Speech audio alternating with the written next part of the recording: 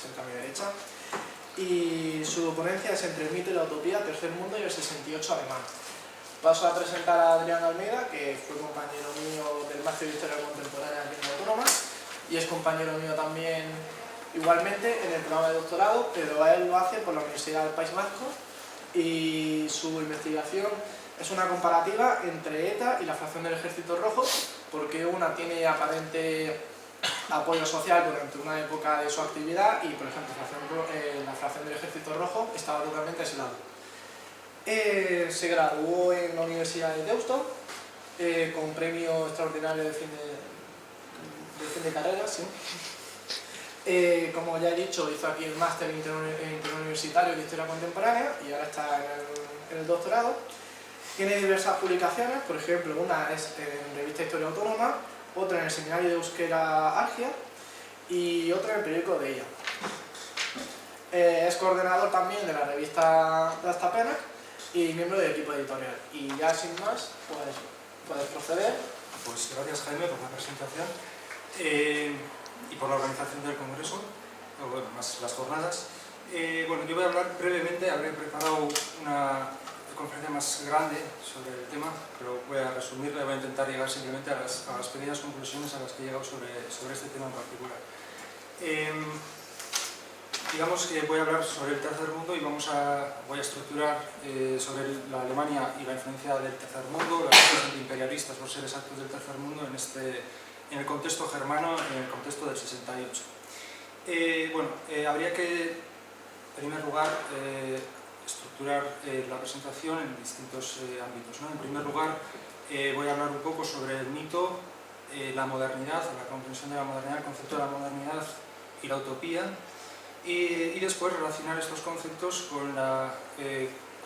cuestión de la clase en el 68 germano y la afección de esta lucha en el tercer mundo, y posteriormente en el ámbito político, más concretamente de la política germana durante esta época. En primer lugar, hablando sobre la idea del mito y la modernidad, o por qué el mito, o por qué uso la categoría mito para hablar sobre la influencia del antiimperialismo en Alemania, resulta por una sencilla razón. La idea del mito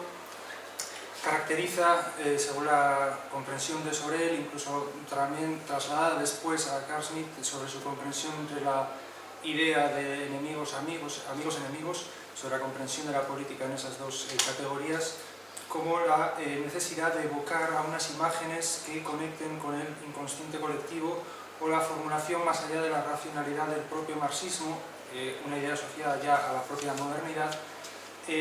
con la necesidad de la incentivación de las luchas, es decir, las luchas evocadas más por la propia racionalidad de las condiciones económicas, cosa que diría el marxismo o el materialismo histórico, más que por eso, por la evocación a ciertas imágenes de lucha, como eran las que provenían, como se ha señalado anteriormente, con las guerras del Vietnam. Las luchas en general del tercer mundo y más particularmente en el Vietnam. La idea de modernidad, por otra parte, tiene un sentido sobre todo en la escuela de Frankfurt y más particularmente en Adorno y Horkheimer sobre la Dialektik of Klärung, la dialéctica de la ilustración, cuando nos hablan sobre la idea de la racionalidad y de la modernidad, recuperando las tesis de Weber y de Lukács sobre la racionalidad y la extensión de la racionalidad llevada a cabo por la ilustración y por las ideas liberales, más que como un ejercicio de emancipación, como una final caída en la barbarie que supondría el fascismo, pero también las democracias post-Segunda Guerra Mundial, que evocan a la despersonalización, a la reificación, a la despolitización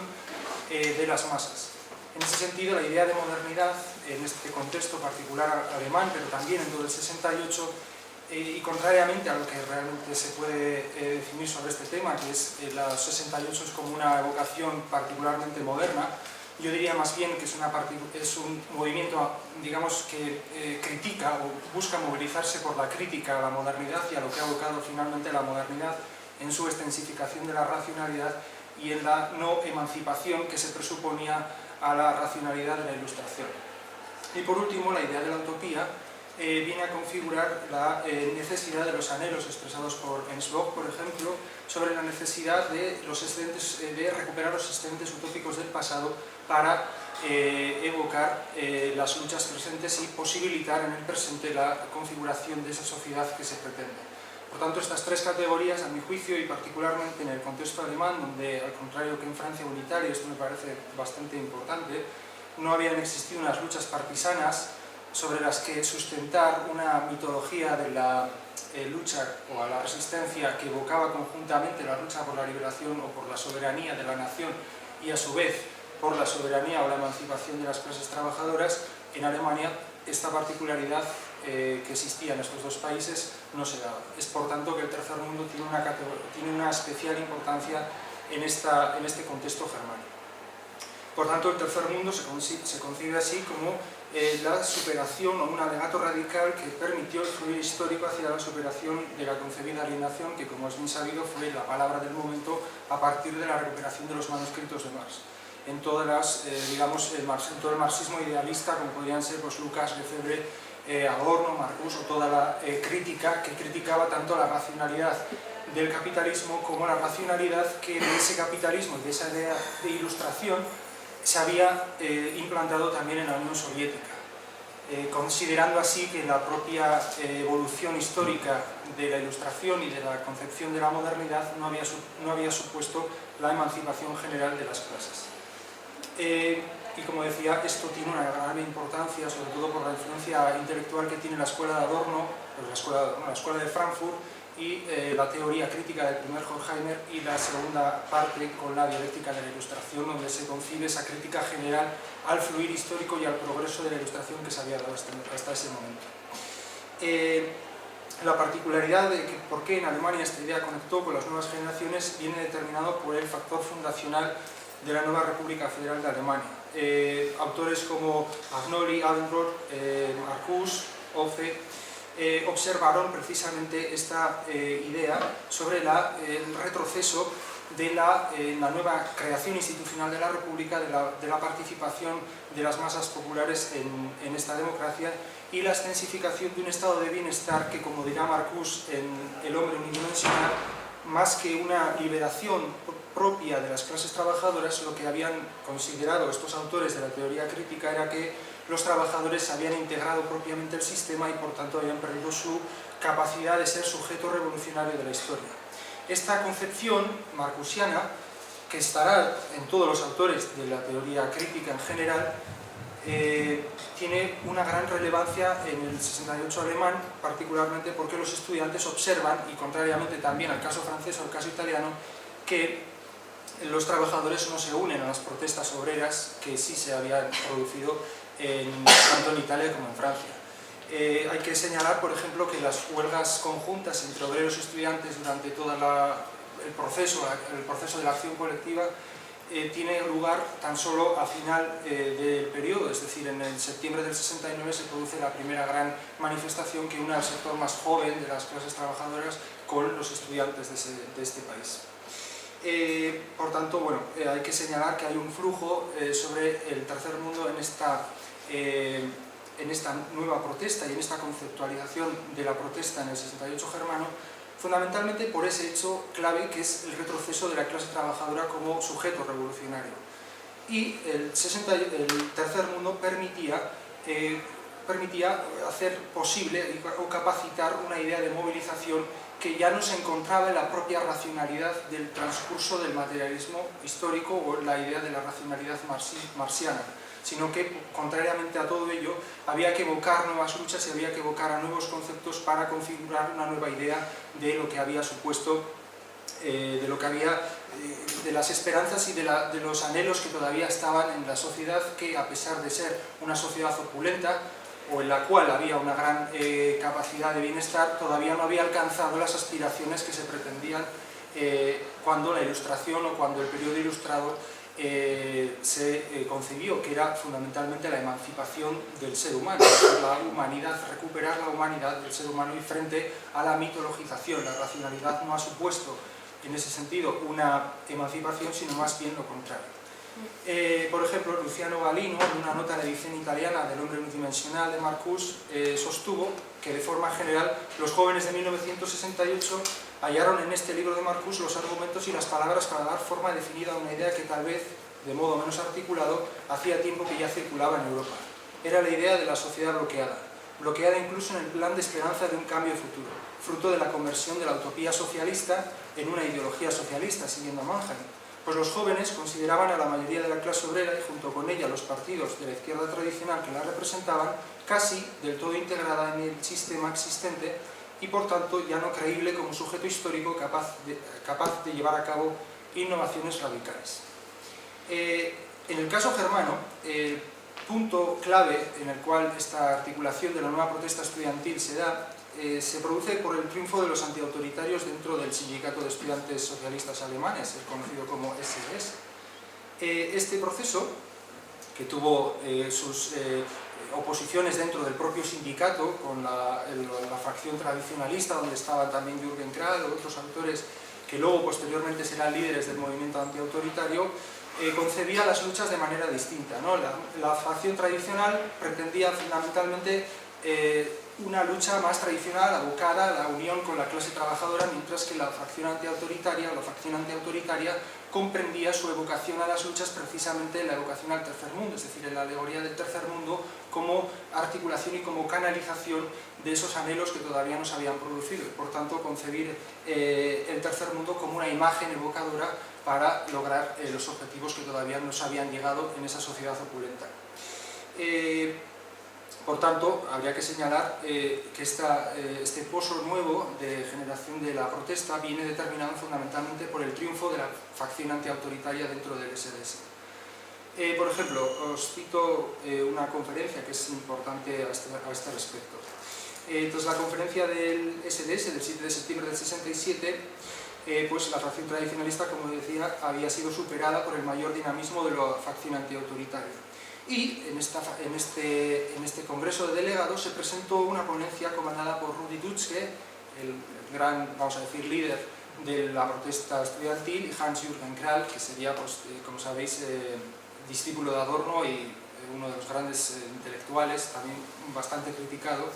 dentro del propio sindicato. Y en esta ponencia ambos autores, hay que recordar que Jürgen Kral no había sido parte del sector antiautoritario, señalaron, mejor dicho, ambos autores: la propaganda de los tiros del Che en el tercer mundo deberá ser completada por la propaganda de los hechos en la metrópoli, la cual hará históricamente posible la urbanización de la guerrilla rural. La universidad, o mejor, su base social, dibujan un entorno de seguridad a partir del cual se organizan las luchas contra las instituciones. Por tanto, la reminiscencia del tercer mundo es permanente, y hay que señalar que no fue la única, a partir de ese triunfo antiautoritario no era la única cuestión, no fue la única vez en la cual el tercer mundo tenía o las luchas antiimperialistas del tercer mundo tenían una gran implantación en Alemania.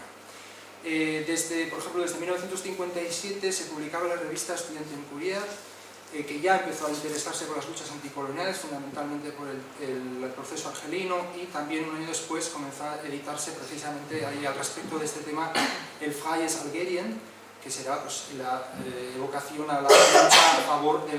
la liberación de Argelia. Otro hito fundamental del 68 alemán hay que comprenderlo en el año 1962, año en que se funda la Subversive Aktion en Múnich, dentro de un grupo situacionista denominado Spur, y cercanos,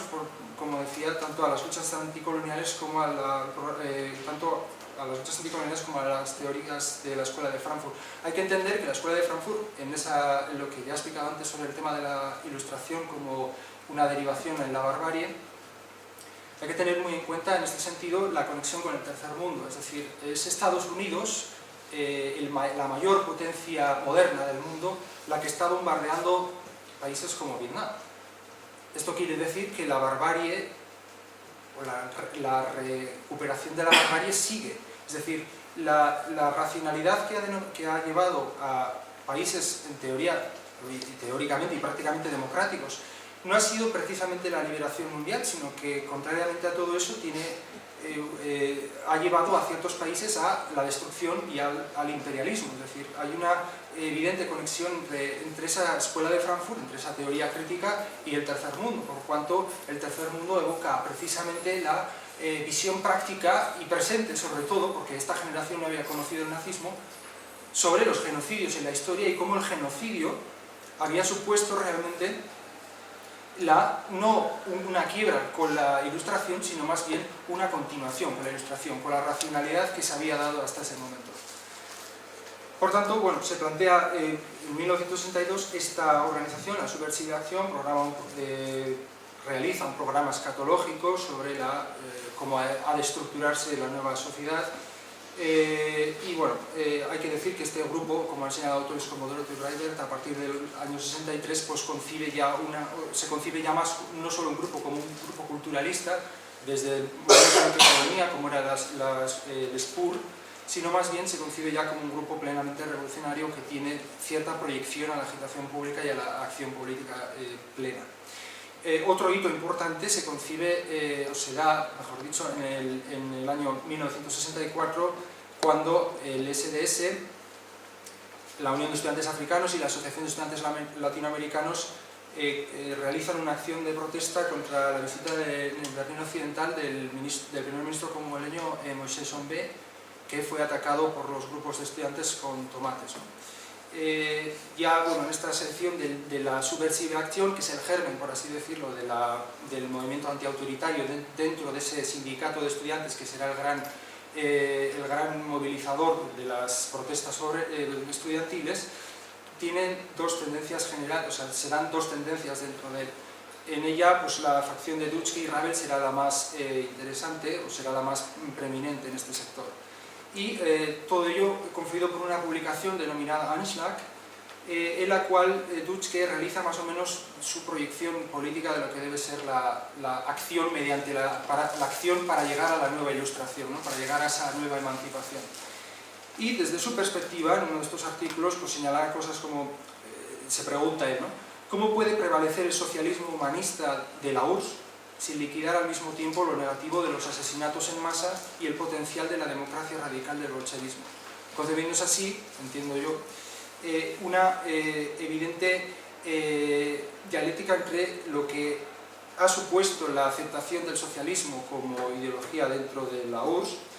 a su vez cómo este flujo que ha desembocado en la URSS viene de una ilustración que predomina la razón instrumental y cómo esta razón instrumental dentro de la teoría crítica ha supuesto fundamentalmente la barbarie o los asesinatos en masa, ¿no? Y cómo recuperar a partir de esa evocación emancipadora que sí tiene la URSS en este momento también para la construcción de un nuevo humanismo, para la posibilidad de construir esos anhelos que todavía no estaban realizados en una sociedad opulenta. Leo otros párrafos sobre este tema. Dutschke considerará en paralelo que la confrontación entre la teoría crítica y la praxis revolucionaria, que ya también criticará Jürgen Krall, ha afectado a los pensadores progresistas de la República Federal y considera este hecho un hecho incomprensible realmente. Asume que las sociedades occidentales, la crítica a las sociedades occidentales, a su carácter consumista y al retroceso de la clase obrera como sujeto revolucionario, no puede sino enmarcarse desde una perspectiva internacional a partir de la cual articularse y en apoyo a las luchas antiimperialistas una nueva praxis de acción en la metrópoli. Es decir, recuperar esa evocación a la acción, esa evocación no siempre racional, no siempre exclusivamente vista desde el punto de vista de un mecanicismo marxista ortodoxo, sino más bien considerar la proyección de la política y la acción como la posibilidad de realizar precisamente la utopía, ¿no? De realizarse lo humano en la Tierra. A decir de Martin Klinke, uno de los autores que más ha relacionado el movimiento del 68 alemán con el SDS norteamericano, este pensamiento de Dutschke tuvo la virtud de concebir cualquier teoría socialista desde la realidad de la expansión capitalista, superando el paradigma del socialismo de un solo país y concibiendo el socialismo como un proceso y como un movimiento. En un tercer artículo, Dutschke escribió en una clara crítica a la nueva política de la Unión Soviética de la Khrushchev. No es válido coexistir con el imperialismo, sino combatirlo, con todos los medios disponibles en nuestra época, hasta lograr acercarnos lo antes posible a la meta de un mundo libre, de un mundo sin hambres y sin guerras. Señala la Dorothy Breitberg que en este escrito Dutsch que recoge la demanda sartriana de la alianza entre los grupos revolucionarios y socialistas de los países industriales y los que están en vías de desarrollo o en vías de librarse de la opresión colonial. Cito también una crítica que realizó Sartre en el prólogo de Los condenados de la tierra de Frantz Fanon, en donde señalaba precisamente esta crítica que se recuperará también en todos los filósofos generalmente de la escuela del marxismo idealista, ¿no? Y decía: vosotros, tan liberales y humanos, que lleváis el amor a la cultura hasta la afectación, simuláis olvidar que tenéis colonias y que en ellas se mata en nombre vuestro. Fanon ha revelado a sus camaradas la solidaridad de los metropolitanos y de sus agentes coloniales. Tened el valor de leerlo, el libro de Fanon. Primero porque os avergonzará, y como dijo Marx, la vergüenza es un sentimiento revolucionario. Hay que tener en cuenta a este respecto una circunstancia muy importante dentro de Alemania, y es que Alemania estaba reviviendo, dado que era frente de la Guerra Fría, y su parte de que este país estaba dentro del eje, digamos, estadounidense o del ámbito estadounidense, el nuevo genocidio que se estaba produciendo en Vietnam. Y por tanto la única vía de escapar a esa guerra o de escapar a esa reedificación del genocidio para muchos jóvenes, y en una clara alusión al pasado genocida de la Alemania nazi, era considerarse parte de un mundo en el cual se estaba luchando contra ese genocidio del que Alemania fue y era parte en ese momento debido a sus alianzas con los Estados Unidos. Yendo más a otros hitos importantes dentro de este movimiento estudiantil alemán y su lucha tan relacionada con el tercer mundo, había que iniciar que a inicios del año 65 y en la Universidad Libre de Berlín ya se organizó un nuevo núcleo de estudio de la cuestión vietnamita, por miembros también del SDS. Y tendrá un punto de interés también muy importante dentro de esta universidad cuando se organice dentro de esta universidad una conferencia denominada Restauración, un nuevo comienzo, la República Federal de Alemania 20 años después, a la cual se invita al periodista Erich Kubik, que había sido muy crítico con la concepción de libre asociada a la Universidad Libre de Berlín. Hay que tener en cuenta que la Universidad Libre de Berlín había sido una universidad que había sido fundada por estudiantes que estaban en desacuerdo con con el adoctrinamiento que las autoridades soviéticas estaban dando a la Universidad von Humboldt, y en contraposición se funda esta universidad. Estos estudiantes, que en un momento compartían con el sector de los profesores y de la organización institucional de la universidad el paradigma anticomunista que había estado muy presente en la primera parte de la República Federal, se empieza a resquebrajar precisamente a raíz de que estos estudiantes, que tenían todavía un gran peso dentro de la universidad, se adhieren más bien ahora a la crítica al nuevo dominio que se estaba produciendo en esta universidad libre, y es el dominio del paradigma conservador, o de un paradigma muy tendente a estar con los Estados Unidos a escala internacional y en todo lo que tenga que ver con la identidad transatlántica que se estaba produciendo en Alemania Federal. El hecho de que el rector de esta universidad vetara la participación de Erich Kubik por estas críticas a la institución produjo nuevas críticas y una nueva incentivación de las críticas, ¿no? Ya para entonces Dutsch, que estimulado por las propias lecturas del Fanon o del Che, comenzó a esbozar un nuevo modelo de acción colectiva inspirado en la guerrilla, y que él aducía que necesariamente había de entrar en confrontación directa con la autoridad del Estado.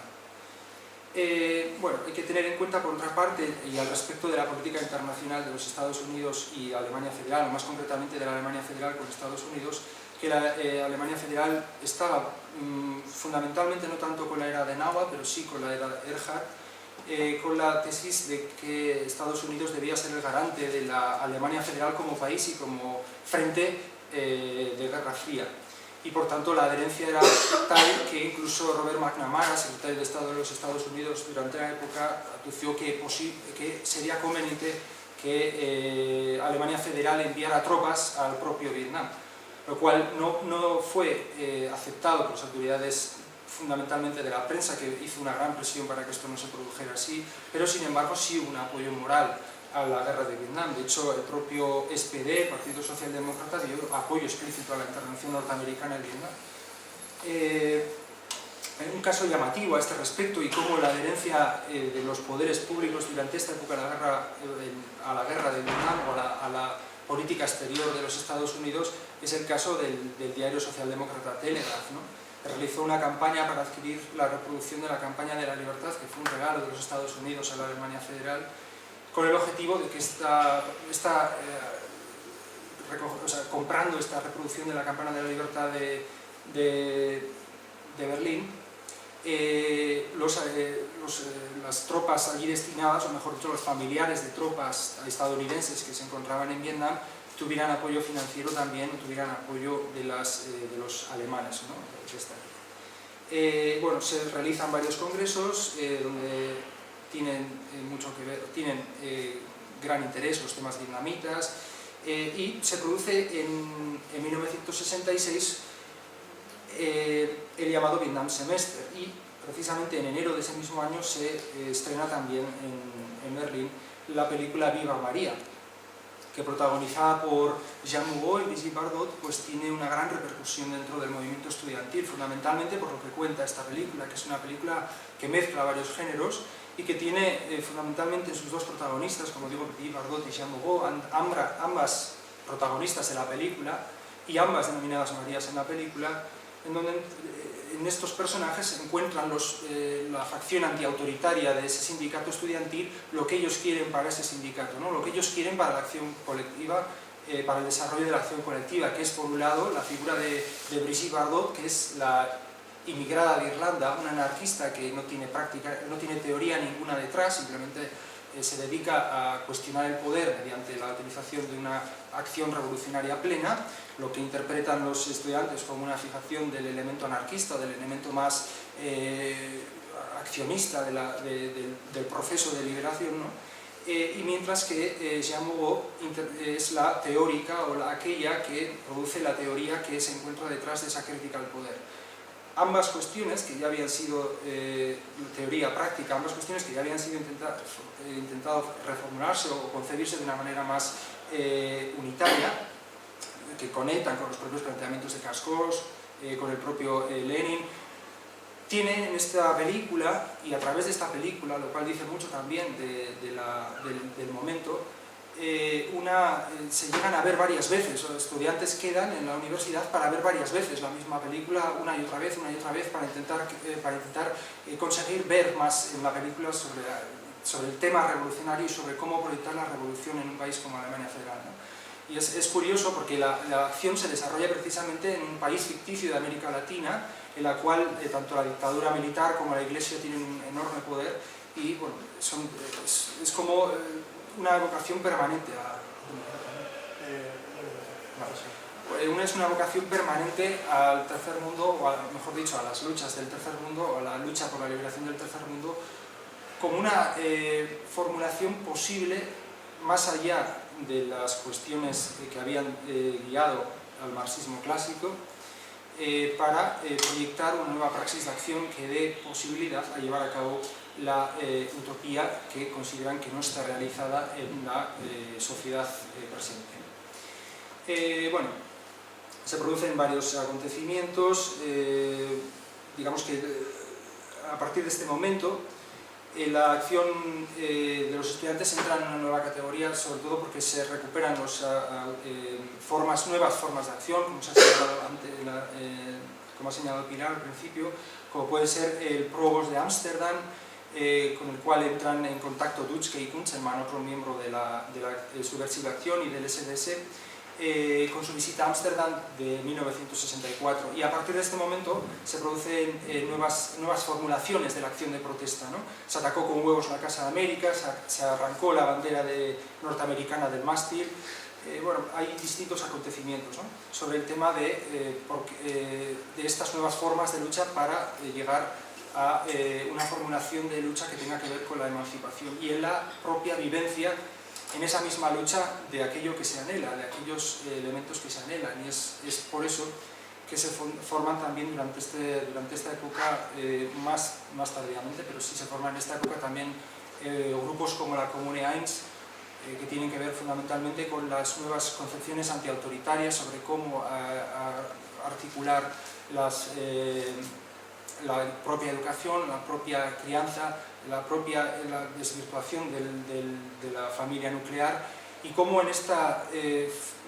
propia acción se fundamentan los visos para lo que puede ser la sociedad futura o lo que ya es sociedad presente, ¿no? Es cómo hacer para vivir en aquello que se anhela. Y esto el tercer mundo lo evoca fundamentalmente por eso, por esa capacidad de hacer praxis o de lograr formular una nueva idea de praxis que se dé en estas sociedades hiperindustrializadas.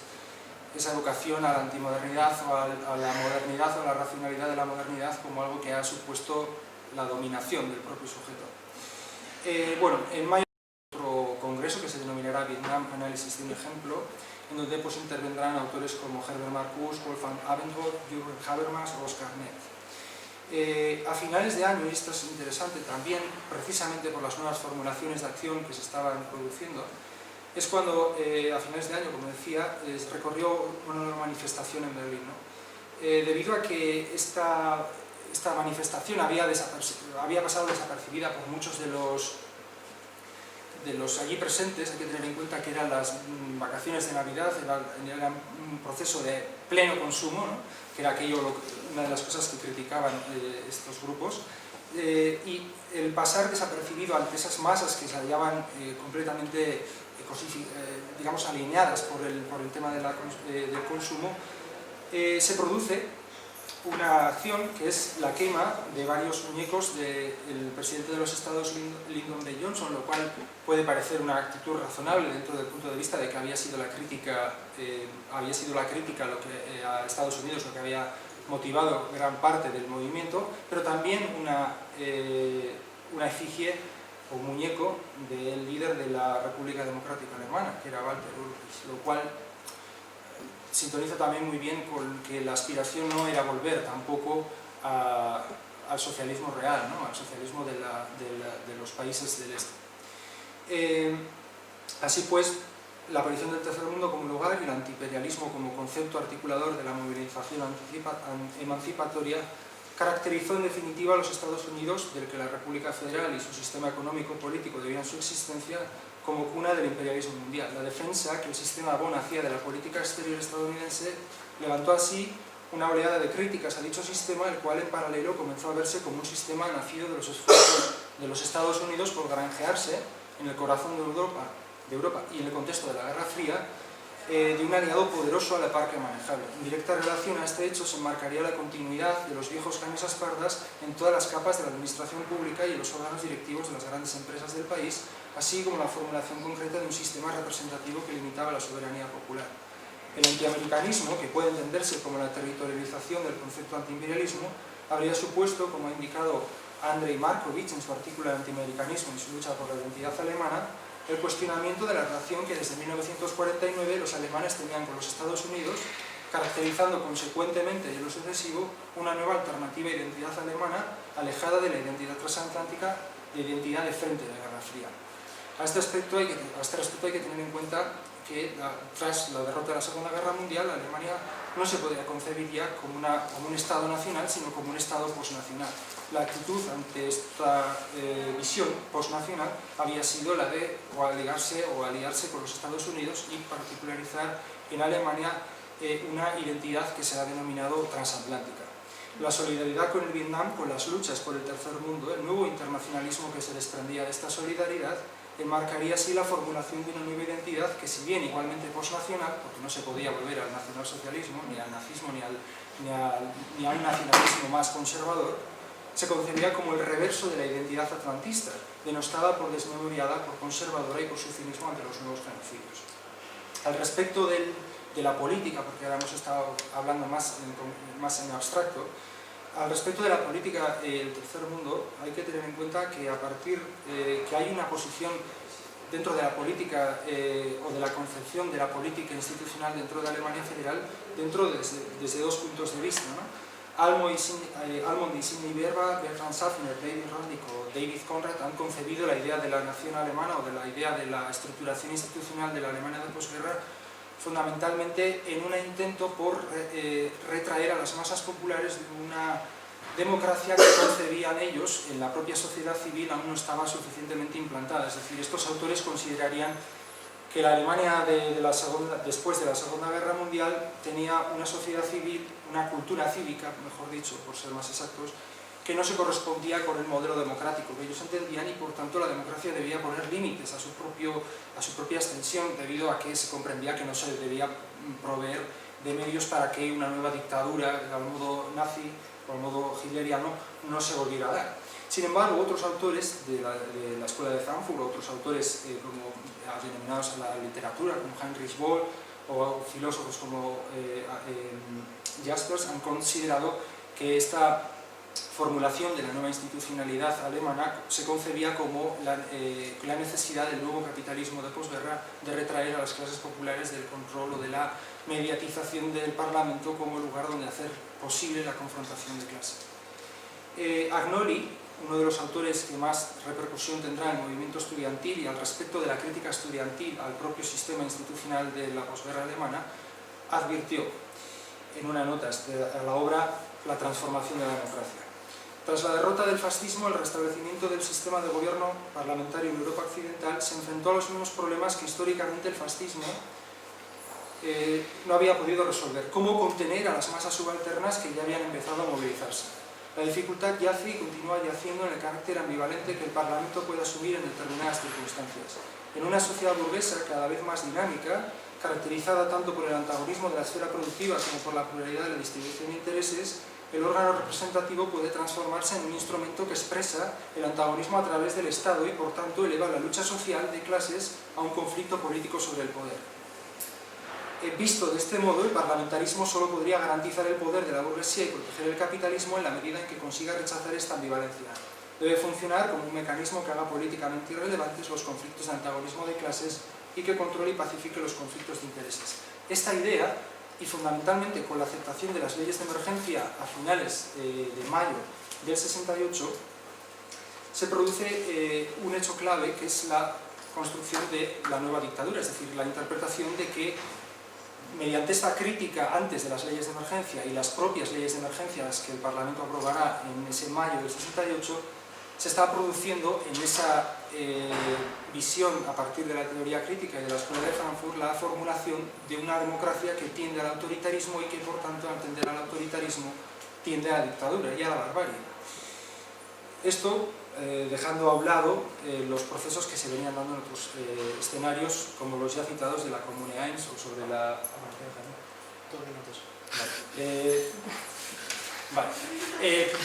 simplemente advertir que durante todo este proceso hay otros elementos como los ya advertidos de la Kommune 1 y que hay un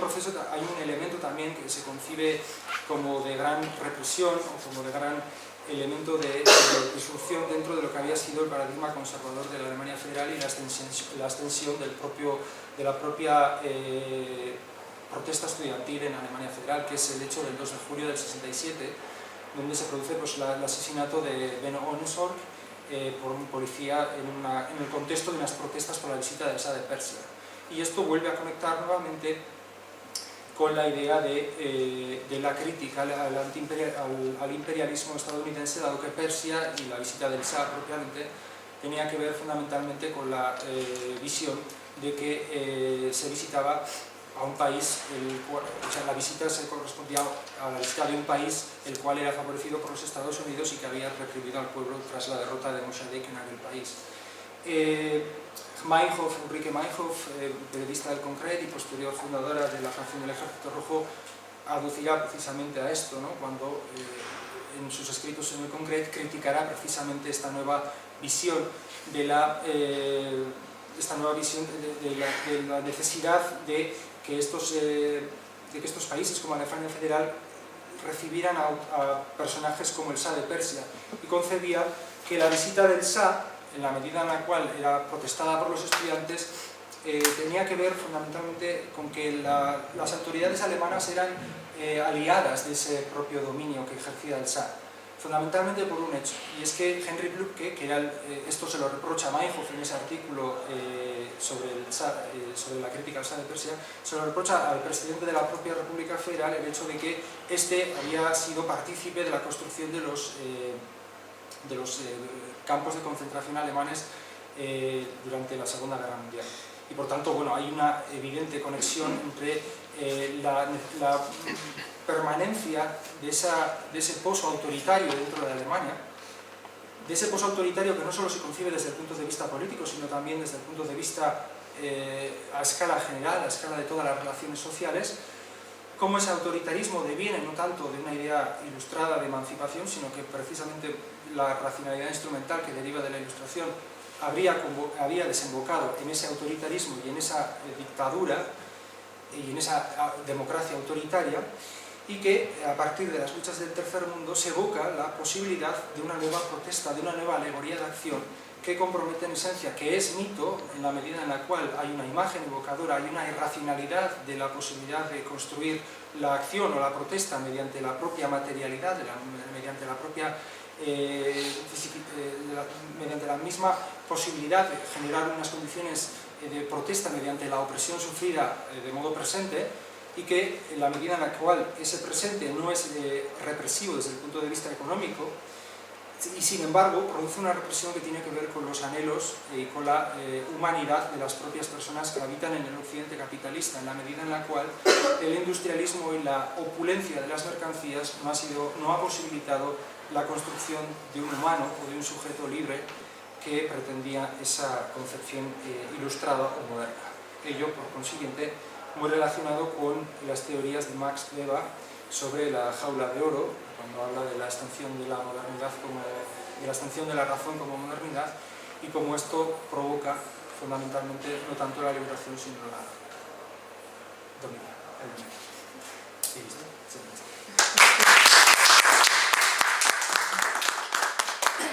Muchas gracias, Adrián, y ahora pasamos al turno de preguntas. Vale. Tatiana, ¿Hay alguien más? sí, nada más. Pues sí, igual que intervenga alguien más porque lo mío va para largo. No tengo mucho tiempo. Marta, sí, ¿no? Yo creo que Carla, en relación a la primera parte de lo que comentabas, es hasta qué punto no tenemos una visión un tanto romantizada del mayo del 68, teniendo en cuenta ciertos aspectos de lo paradójico que fue. Bebe de Marcuse, el propio Marcuse en La sociedad carnívora lo plantea como un movimiento que puede dar comienzo a ese cambio o a esa progresión hacia el cambio cualitativo que él comenta, pero al mismo tiempo su propia progresión y sus propias consecuencias teóricas, en las que se ve como más que la teoría crítica, los grupos que apoyan la teoría crítica son los nietzscheanos y los heideggerianos de izquierda, los que van ganando mayor peso y que desde la hermenéutica se plantean una crítica a la modernidad, pero que luego en sus posiciones políticas son socioliberales y apoyan el statu quo centro-periferia y el statu quo dentro del capitalismo, y hasta qué punto esa romantización y ese intento por no ver que mayo del 68 fue también el primer gran aviso de lo que se nos venía encima en el escenario postmoderno, no es también un reflejo de cómo se encuentran ahora las identidades y los colectivos de negación y de oposición a todo el extremado. Sí, totalmente de acuerdo con lo que dices, fundamentalmente porque la propia dialéctica de la Ilustración de Horkheimer o de Adorno ya evoca precisamente a la formulación propia de la posmodernidad, como la posibilidad de la modernidad no nos va a dar la propia concepción de una Ilustración nueva, no nos va, en la medida en la cual ya está abocada desde el punto de vista presente con concepciones presentes sobre lo que es la propia racionalidad instrumental, no va a posibilitar el futuro emancipador, digamos, de las clases del sujeto en general. Es, por tanto, hay una medida, la medida en la cual se rechaza toda totalización o toda posibilidad de rebuscar la unidad, digamos, que abocaba la racionalidad. Es lógico que eso desemboca en la posmodernidad o en la posibilidad de que la pluralidad como tal sea el bien, Es decir, la pluralidad sin aducir a ningún tipo de unidad que evoque a la emancipación. Es decir, no estamos hablando de unidad o de totalidad en un sentido reaccionario, sino en un sentido de los universales que se conciben en esa ilustración. Es decir, si rechazamos la ilustración, debemos rechazar la ilustración en el sentido de lo que evoca esa ilustración, en el sentido de la razón instrumental, o cómo se deriva en esa razón instrumental. Pero sí existen unos universales en esa propia ilustración que, aunque sean totalitarios, vamos a decir, que abocan a la universalidad, tienen una moralidad detrás que puede concebirse como idea emancipadora. Por tanto, bueno, creo que sí evoca la posmodernidad y esa pluralidad en un sentido de que, digamos, fosiliza las distinciones de clase, de género, de raza, como algo naturalmente a lo que no hay que superar por el sentido de que son naturales y que son cualquier intento de superar eso es totalizador y por tanto es malo. No creo que eso deba suponer la crítica general a todos los universales que sí existen y se dan en esa ilustración o en esa idea de modernidad. No sé si... Bueno, ¿qué? ¿Pregunto? Sí. Si no, a ver, primero, dices que, y estoy totalmente de acuerdo, sin embargo tengo ahí mi sin embargo, dices que en Alemania no existe este pasado o más bien este mito fundacional por Segunda Guerra Mundial que viene de las luchas partisanas, ¿no? Estoy de acuerdo, estoy totalmente de acuerdo, pero me parece que los 68, o sea, tanto el 68 italiano como el 68 francés, justo están intentando alejarse de refundación comunista, del Partido Comunista, o sea, justo están intentando alejarse de ese hito fundacional partigiano que tienen, ¿no? Entonces, bueno, que Alemania intenta abrevar de las luchas del así llamado tercer mundo debido a que no tiene este pasado fundacional, estoy de acuerdo, pero con esos asegúnes tanto en Italia como en Francia, ¿no? Luego, el asunto del tercer mundo a mí me parece complicado, ya que las luchas que enfrenta el tercer mundo son luchas de liberación nacional. Es decir, tanto la Revolución Cubana como la lucha de liberación de Argelia, como Vietnam mismo, etcétera, etcétera, no son luchas que pongan el dedo en o que planteen una transformación de las prácticas de la vida cotidiana, que es lo que sí está sucediendo en los 68 europeos occidentales. Es decir, allá hay un quiebre, o sea, allá hay por un lado una idealización total y una ceguera sobre el mismo proceso que se está viviendo en la Europa occidental, ¿no? De pensar que el tercer mundo, las luchas del tercer mundo van a llevar a la emancipación, cuando en realidad son procesos emancipadores totalmente distintos, ¿no? Entonces, yo siempre me he preguntado, por ejemplo, la RAF, la constitución de la RAF y del Zweite Juni-Bewegung en relación a esta lucha del tercer mundo, no es más que una lucha armada solidaria, porque, o sea, ciertamente sí, lo que quieren es la destrucción del capitalismo, son luchas antiimperialistas, sin embargo, no podemos comparar, como lo haces, no podemos comparar a la GAF con ETA. O sea, son procesos distintos, como tampoco podemos comparar a la GAF con los Tupamaros, como tampoco podemos comparar, o sea, es decir, son cosas que abrevan de lugares distintos y que están planteando cosas distintas. Entonces ahí viene lo que más ruido me hace, es que seguimos mirando al tercer mundo desde Europa. O sea, no hemos cambiado. Cuando Sartre dice que la solidaridad con Argelia, etcétera, etcétera, etcétera, no está haciendo más que reproducir este imperialismo cultural sobre el tercer mundo. Entonces creo que ahí no nos estamos cuestionando que finalmente esta construcción del mito del tercer mundo sigue siendo una práctica simbólica colonial. Estoy de acuerdo en esta, voy a empezar por esta segunda. Es cierto que hay una idealización y sí creo que es una práctica que puede ser comprendida, por ejemplo, en la propia Viva María, que es la película, se las dos protagonistas son mujeres, pero son mujeres occidentales que van a hacer la revolución Y al además país muy de guapas, América ¿eh? Latina. Es decir, eso se criticó en su momento también, por el hecho de que, ojo, cuidado, nos traemos esto como símbolo, pero a la vez el símbolo mismo ya es perjudicial para nuestra propia lucha, nuestra propia concepción de la solidaridad. Sin embargo, sí creo que hay más que por el hecho de que sean parejas las luchas, sí creo que hay una evocación que es fundamentalmente la práctica política, es decir, la recuperación de la necesidad de la práctica, de la praxis. Fundamentalmente, en el caso, como dices, de ETA o de la RAF, y particularmente ahora, ¿por qué denominas liberación nacional y liberación social? La típica cuestión sobre cuál es el terrorismo social revolucionario y el terrorismo etnonacionalista. Creo que aquí particularmente hay una cuestión que es, a mi juicio, muy interesante, que es por qué la liberación nacional y por qué la lucha por el socialismo, por la lucha por la emancipación social, tienen que ver en este contexto. Y es fundamentalmente por el hecho de la evocación política y por el hecho de la evocación de que más allá de lo que se plantee en relación de la lucha por la liberación de un territorio, lo que se plantea es la liberación de la soberanía popular. Es decir, la soberanía popular entendida y excluida a la burguesía. Y eso es donde conecta precisamente la lucha de liberación nacional con la lucha de liberación social. No estamos entendiendo la lucha de liberación nacional como lucha de liberación de toda la nación, sí, de toda la nación, pero sí de la nación que teóricamente debe ser soberana, que es teóricamente la clase obrera, o la clase trabajadora o las clases populares. Cuidado ahí en el caso vasco, ¿eh? Sí, estoy de acuerdo con que el caso vasco y el caso de ETA particularmente, y especialmente durante la primera época, no es una concepción así. La idea del Frente Nacional, por ejemplo, que tiene la primera ETA, tiene cierta reminiscencia con esto, pero es claramente interclasista, vamos a decir. Y esto también conecta, por ejemplo, con las luchas la lucha china,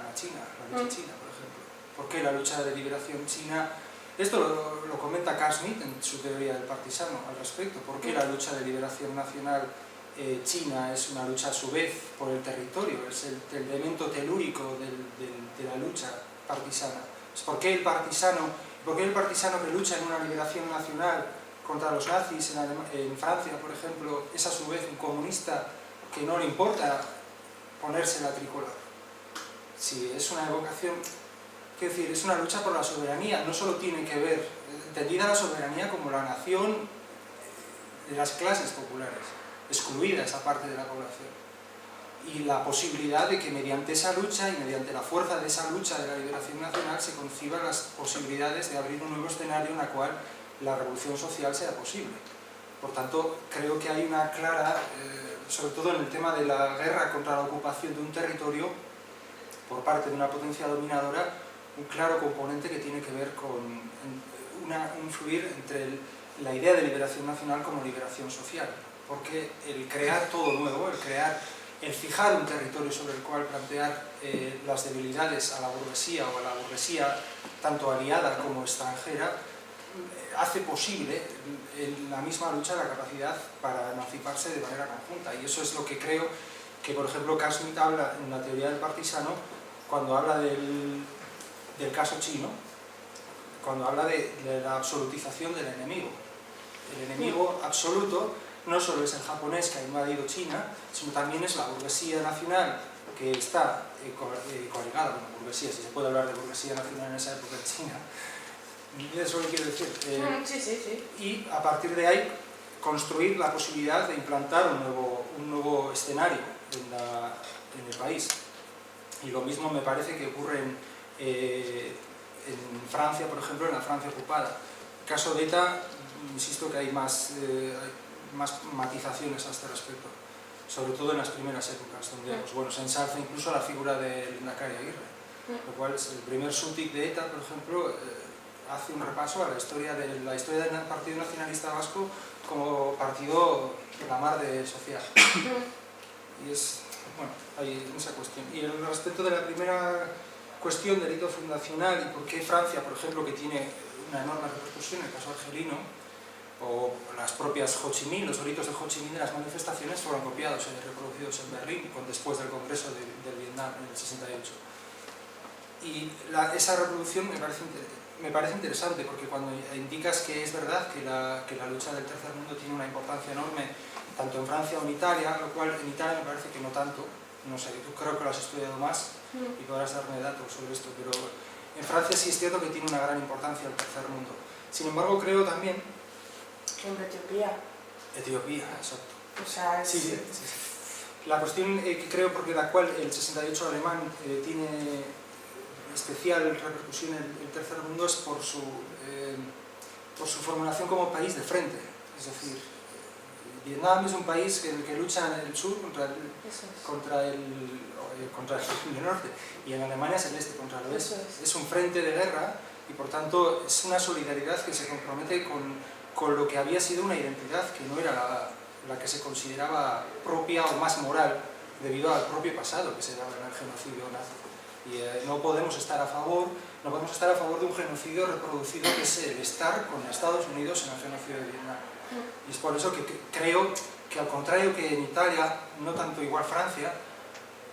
porque tenía muy presente todavía Argelia, sí tiene un condicionante para mí especial en ese sentido. Y bueno, en Italia especialmente, no sé si, pero creo que no como digas, creo que conoces tú más el tema y prefiero no decir, porque sé que sabes más del tema, entonces pues, no sé, yo sé de Francia, por ejemplo, en ese sentido, que la cuestión de las colonias, el caso por ejemplo de la fijación entre las luchas obreras o estudiantiles. ¿Por qué en Alemania los obreros no son particularmente, vamos a decir, sujetos de revolución, ¿no? Es otra cuestión interesante que creo que tiene mucho que ver también con la realidad en ese propio país de lo que Marcuse diría en El hombre unidimensional, ¿no? Claro. De la propia integración del sujeto histórico, cosa que en Francia o en Italia, y especialmente en Italia con las nuevas fórmulas de protesta obrera, no se daba.